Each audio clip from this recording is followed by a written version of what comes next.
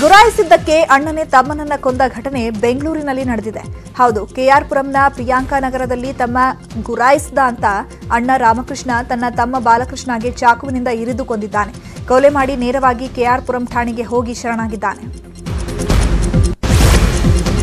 ಕೊಡಗು ಜಿಲ್ಲೆಯಲ್ಲಿ ಭಾರೀ ಮಳೆಯಾಗ್ತಾ ಇದೆ. ಮಡಿಕೇರಿ ಮಂಗಳೂರು ರಾಷ್ಟ್ರೀಯ ಹೆದ್ದಾರಿಯಲ್ಲಿ ಭೂಕುಸಿತವಾಗಿದ್ದು ವಾಹನ ಸವಾರರು ಪರದಾಡುವಂತಾಗಿದೆ. ಭಾರೀ ಮಳೆಗೆ ಮಡಿಕೇರಿ ತಾಲೂಕಿನ ಮದನಾಡು ಜೋಡುಪಾಲು ನಡುವೆ ಮಣ್ಣು ಮತ್ತು ಮರ ಕುಸಿದಿದೆ. ಚರಂಡಿಗೆ ಮಣ್ಣು ಬಿದ್ದಿದ್ರಿಂದ ಅಪಾರ ಪ್ರಮಾಣದ ನೀರು ರಸ್ತೆ ಮೇಲೆ ಹರಿತಾ ಇದೆ. ನದಿಗಳು ತುಂಬಿ ಹರಿತಾ ಇವೆ. ಸಾಕಷ್ಟು ಕಡೆ ಬೆಟ್ಟ ಕುಸಿಯುವ ಭೀತಿ ಹೆಚ್ಚಾಗ್ತಾ ಇದೆ. ಚಿಕ್ಕಮಗಳೂರಿನ ಕುದುರೆಮುಖ ಸುತ್ತಮುತ್ತ ಧಾರಾಕಾರ ಮಳೆಯಾಗ್ತಾ ಇದ್ದು ಭದ್ರಾ ನದಿ ಮೈದುಂಬಿ ಹರಿತಾ ಇದೆ. ಹೆಬ್ಬಾಳೆ ಸೇತುವೆ ಮುಳುಗಡೆಯಾಗುವ ಭೀತಿ ಇದ್ದು ಕಳಸ ಹೊರನಾಡಿನ ಸಂಪರ್ಕ ಕಡಿತವಾಗುವ ಸಾಧ್ಯತೆ ಇದೆ. ಮಳೆ ನಡುವೆ ಕೊಡಗು ಜಿಲ್ಲೆಯಲ್ಲಿ ನಿರಂತರವಾಗಿ ಭೂಕಂಪನ ಆಗ್ತಾ ಇದೆ. ಜೂನ್ 28ರಂದು ಮಡಿಕೇರಿ ತಾಲೂಕಿನ ಕರಿಕೆ, ಪೆರಾಜೆ, ಭಾಗಮಂಡಲ ಹಾಗೂ ಸಂಪಾಜೆ, ಕರ್ಣಂಗೇರಿ ಸೇರಿದಂತೆ ಹಲವೆಡೆ ಭೂಕಂಪನ ಅನುಭವವಾಗಿದೆ. ಕೊಡಗು ಭೂಕಂಪನದ ಮತ್ತೊಂದು ಸಿಸಿಟಿವಿ ದೃಶ್ಯ ಲಭ್ಯವಾಗಿದೆ. ಕಂಪನದ ತೀವ್ರತೆಗೆ ಮನೆಯ ಕಂಬಗಳು ಅಲುಗಾಡಿವೆ.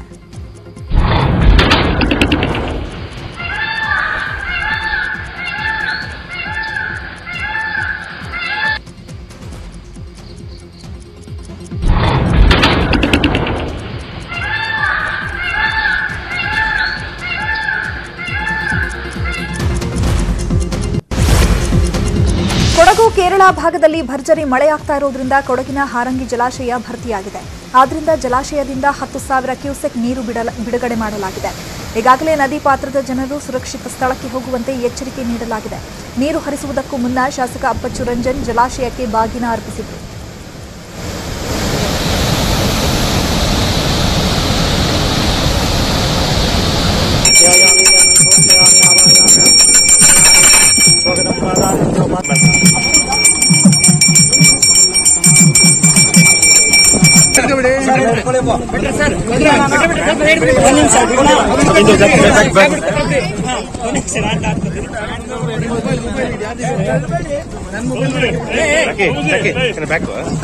ಸಾಕು ಎಲ್ಲ ಹೋಗ್ಬಿಡಿ. ಹುಬ್ಬಳ್ಳಿಯಲ್ಲಿ ಒಂದು ಮಂಗ ಇದೆ. ಅದು ಪ್ರತಿದಿನ ಮಹಾನಗರ ಪಾಲಿಕೆ ಬಳಿ ಇರೋ ಹೋಟೆಲ್ ಮಳಿಗೆಗಳಿಗೆ ಹೋಗುತ್ತೆ. ಹೋಟೆಲ್ನಲ್ಲಿ ಪೂರಿ ತಿಂದು ನೀರು ಕುಡಿದು ವಾಪಸ್ಸಾಗುತ್ತೆ. ಉದ್ಯಾನವನ ಮತ್ತು ಸುತ್ತಲಿನ ಪ್ರದೇಶದಲ್ಲಿ ಹಾಯಾಗಿ ಸುತ್ತುತ್ತೆ. ಜನ ಏನೇ ಕೊಟ್ಟರು ತನಗೆ ಬೇಕಾದ್ದನ್ನ ಮಾತ್ರ ತಿಂದು ಹೋಗುತ್ತೆ. ಕಳೆದ 1 ವಾರದಿಂದಲೂ ಇಲ್ಲಿಯೇ ಠಿಕಾಣಿ ಹೂಡಿರೋ ಮಂಗ ಯಾರಿಗೂ ತೊಂದರೆ ಕೊಟ್ಟಿಲ್ಲ ಅಂತಿದ್ದಾರೆ ಅಲ್ಲಿನ ನಾಗರಿಕರು.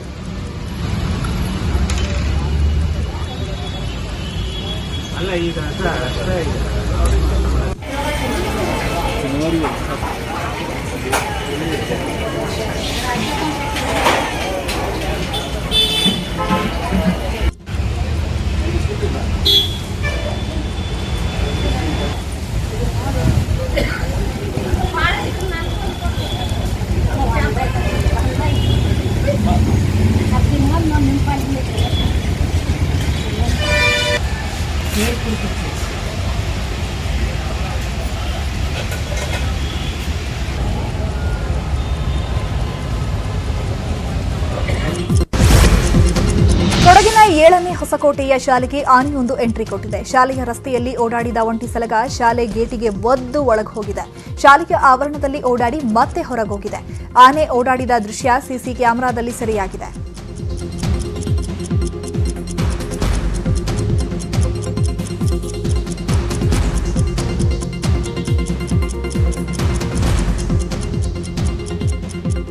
ಇಬ್ಬರನ್ನು ಕೊಂದು ಹಲವರ ಮೇಲೆ ದಾಳಿ ಮಾಡಿದ್ದ ಹಂತಕ ಆನೆಯನ್ನ ಸೆರೆ ಹಿಡಿಯಲಾಗಿದೆ. 2 ದಿನಗಳ ನಿರಂತರ ಕಾರ್ಯಾಚರಣೆ ಬಳಿಕ ಹಾಸನದ ಬೆಂಗಳೂರಿನಲ್ಲಿ ಬಂಬಳೂರಿನಲ್ಲಿ ಆನೆಯನ್ನ ಸೆರೆ ಹಿಡಿಯಲಾಗಿದೆ. ಭೀಮಾ, ಹರ್ಷ, ಸುಗ್ರೀವ, ಮಹೀಂದ್ರ, ಅಜಯ ಸೇರಿದಂತೆ 8 ಆನೆಗಳನ್ನ ಬಳಸಿಕೊಂಡು ಕಾಡಾನೆಯನ್ನ ಸೆರೆ ಹಿಡಿಯಲಾಗಿದೆ.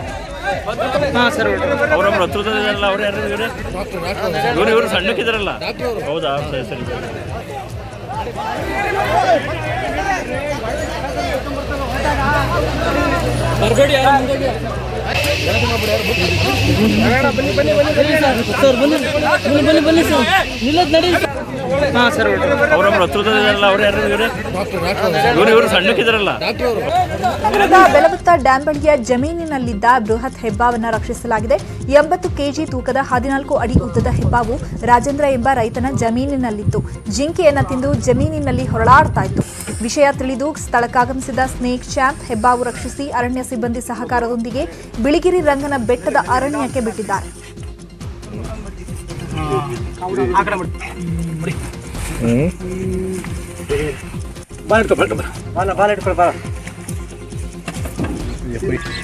ಇದು ಒಬ್ಬರು ಚೀಲ ತಗೊಳ್ಳಿ, ಒಬ್ಬರು ಚೀಲ ಇಟ್ಕೊಂಡ್ರೆ. Welcome back. ಉಳಿದ ಸುದ್ದಿಗಳನ್ನ ಒಂದೊಂದೇ ನೋಡ್ತಾ ಹೋಗೋಣ. ದೇವೇಗೌಡರ ಬಗ್ಗೆ ಅವಹೇಳನಕಾರಿ ಹೇಳಿಕೆ ನೀಡಿದ ಕಾಂಗ್ರೆಸ್ನ ಮಾಜಿ ಶಾಸಕ ಕೆಎನ್ ರಾಜಣ್ಣ ವಿರುದ್ಧ ದಳಪತಿಗಳು ಸಿಡಿದೆದ್ದಿದ್ದಾರೆ. ತುಮಕೂರಲ್ಲಿ ಬೃಹತ್ ಪ್ರತಿಭಟನೆ ನಡೆಸಲಾಗಿದೆ. ಈ ವೇಳೆ ಮಾತನಾಡಿದ ಜೆಡಿಎಸ್ ಶಾಸಕ ಎ ಮಂಜು ಕೆಎನ್ ರಾಜಣ್ಣ ಬಹಿರಂಗ ಕ್ಷಮೆಯಾಚನೆಗೆ ಆಗ್ರಹಿಸಿದ್ದಾರೆ.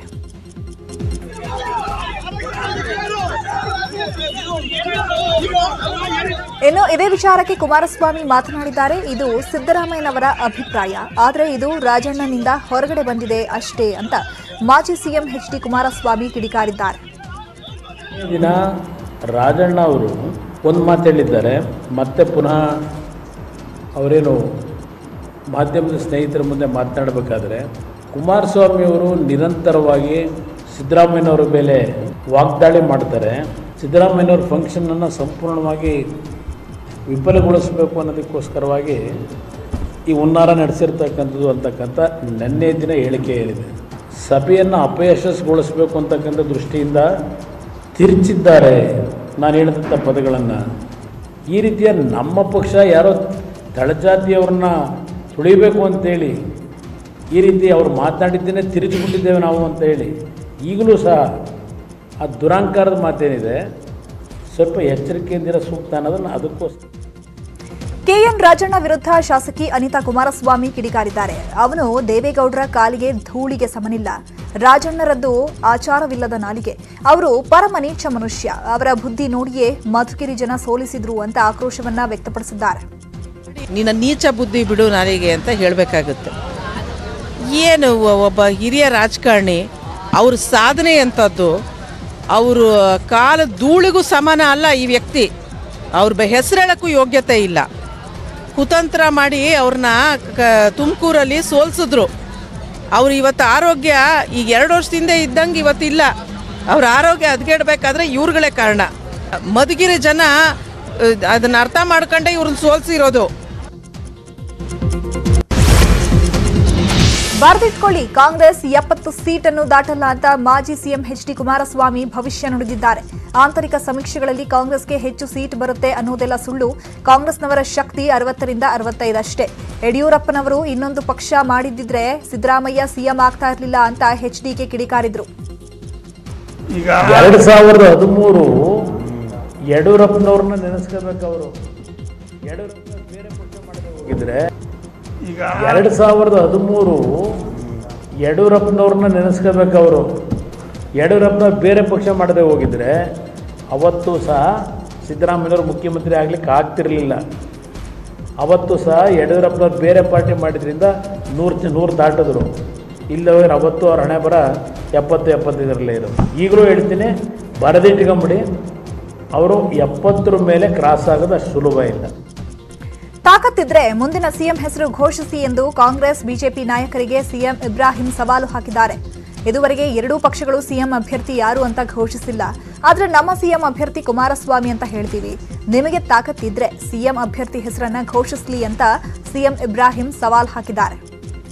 ಇವತ್ತುವರೆಗೆ ಕಾಂಗ್ರೆಸ್ನಲ್ಲಿ ನಿಮ್ಮ ಮುಂದಿನ ಮುಖ್ಯಮಂತ್ರಿ ಅಂತ ಹೇಳಿ ಇವ್ರು ಏನಾದರೂ ಘೋಷಣೆ ಮಾಡಿದಾರ?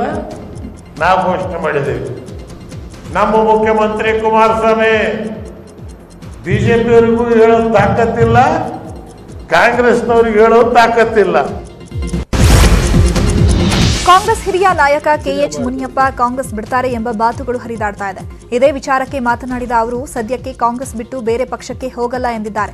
ಆದರೆ ಕಾಂಗ್ರೆಸ್ ಪಕ್ಷದಲ್ಲಿ ನಾನಿರಬೇಕಾ ಅಥವಾ ಕೆಎಚ್ ಮುನಿಯಪ್ಪ ಇರಬೇಕಾ ಎಂದಿದ್ದ ರಮೇಶ್ ಕುಮಾರ್ ವಿರುದ್ಧವೂ ಕಿಡಿಕಾರಿದ್ದಾರೆ.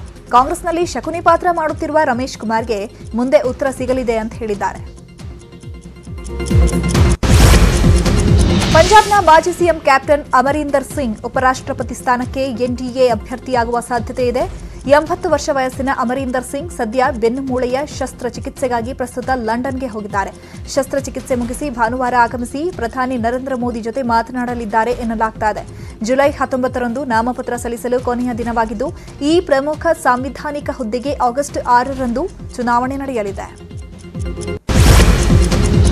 ನಿಮ್ಮ ಮಕ್ಕಳು ಭಾರದ ಬ್ಯಾಗ್ ಬೆನ್ನಿಗೆ ಹಾಕೊಂಡು ಶಾಲೆಗೆ ಹೋಗ್ತಾರಾ? ಹಾಗಿದ್ರೆ ನೀವು ಎಚ್ಚೆತ್ತುಕೊಳ್ಳಲೇಬೇಕು. ಶಾಲಾ ಮಕ್ಕಳಲ್ಲಿ ಪೇನ್ ಸಿಂಡ್ರೋಮ್ ಕಂಡು ಬರ್ತಿದೆಯಂತೆ. ಅದರಲ್ಲೂ ಬ್ಯಾಗ್ ಭಾರ ಹೊರತಿರುವ ಮಕ್ಕಳಲ್ಲೇ ಇಒ ಸಮಸ್ಯೆ ಕಾಣಿಸಿಕೊಳ್ತಾ ಇದೆ. ಮಕ್ಕಳು 2.5 ವರ್ಷಗಳ ಕಾಲ ಆನ್ಲೈನ್ ಪಾಠ ಕೇಳಿದ್ರು. ಈಗ ಶಾಲೆ ಆರಂಭ ಆಗಿರೋದ್ರಿಂದ ಬ್ಯಾಗ್ ಹೊತ್ತು ಶಾಲೆಗೆ ಬರ್ತಿದ್ದಾರೆ.